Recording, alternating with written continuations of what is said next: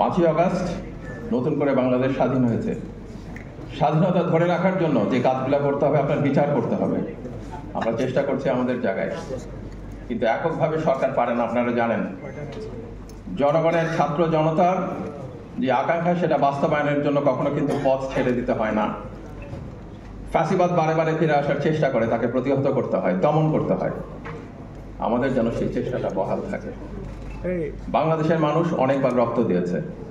বাংলাদেশের মানুষ জেল, জুলুম, বিচারহীনতার শিকার হয়েছে। বাংলাদেশের নতুন যারা জন্ম নেবেন, নতুন যেই প্রজন্ম গড়ে উঠবে, তাদের যেন সেই অন্যায় ফেস করতে না হয়। আর সেটা যদি করতে হয়, আমাদের সবাইকে ঐক্যবদ্ধভাবে, সমস্ত জায়গায় মতের পার্থক্য থাকতে পারে, কিন্তু মূল একটা জায়গায় ঠিক থাকতে হবে যে আমরা অন্যায়কে মেনে নিব না।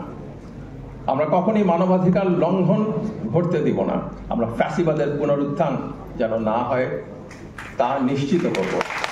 বাংলাদেশ যেন ফ্যাসিবাদের যে কবর দিয়েছে, সেই কবরের থেকে যেন কখনো ফ্যাসিবাদ আর মাথা তুলতে না পারে, এটি আমাদের আকাঙ্ক্ষা হোক। আজকে আর বলার কিছু নাই। শহীদ পরিবারের যারা এসেছেন তাদের কথা শুনবেন, আমার বন্ধুদের কথা শুনবেন। আপনাদের সবার থেকে বিদায় নিচ্ছি আর ক্ষমা চাচ্ছি। আরেকটা কাজে চলে যেতে হবে, রাষ্ট্রীয় কাজে।